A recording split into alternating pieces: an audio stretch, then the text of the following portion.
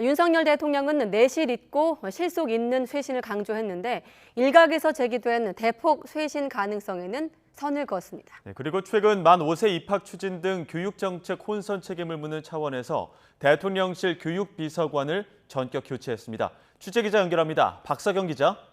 네, 대통령실입니다. 네, 인적 쇄신 문제에 대해서 윤 대통령 직접 이렇게 입장을 밝힌 건 처음이죠?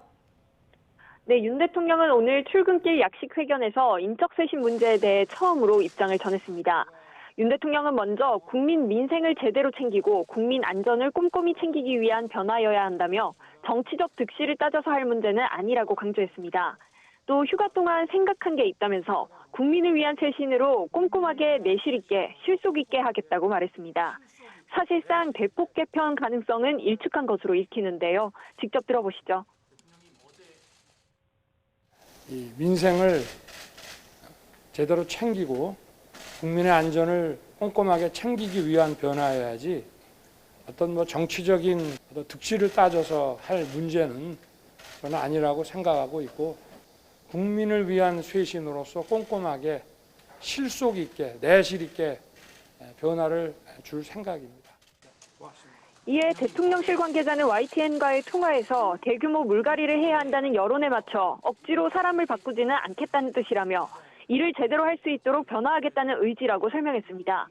다른 고위 관계자도 당장 오늘 내일 급하게 인적 개편이 있지는 않을 걸로 예상하면서 참모진 경질보다는 재배치나 보강, 충원에 방점이 있는 분위기라고 전했습니다. 출근길에 이런 발언을 하자마자 윤석열 대통령이 최근 만 5세 입학 추진 등 교육정책 혼선 책임을 묻는 차원에서 권성현 대통령실 교육비서관에 대해 교체 인사를 단행한 사실이 확인됐습니다.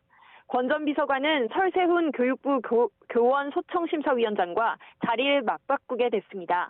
마찬가지로 국면 전환용 참모 경질보다는 책임 소재를 따지는 핀셋 교체에 중점을 두고 있는 것으로 보입니다. 네, 어제 광복절 경축사에서 일본군 위안부 문제 등 과거사에 대한 메시지가 없었다. 이런 지적에 대해서도 답을 했죠. 네, 윤 대통령은 오늘 약식회견에서 관련 질문을 받은 뒤 외교부와 정부 출범 전부터 여러 방안에 대해 깊이 고민하고 있다고 설명했습니다. 어제 경축사에서는 일반적인 방향을 말한 거고 세부적 이야기는 들어가지 않았다고 했는데요. 일본군 위안부 문제 역시 인권과 보편적 가치에 대한 문제인 만큼 그 취지에 다 들어간 것으로 보면 된다고 부연했습니다. 들어보겠습니다. 그 취지에 다 있다고 보시면 됩니다. 네. 위안부라고 위안부 문제 역시 인권과 보편적 가치와 관련된 문제 아니겠습니까? 네, 그렇게 이해를 해주시면 될 것 같습니다. 앞서 윤 대통령은 어제 광복절 경축사에서 일본을 세계 시민의 자유를 위협하는 도전에 맞서 함께 힘을 합쳐 나아가야 하는 이웃이라고 표현하며 관계 개선 필요성을 강조했습니다.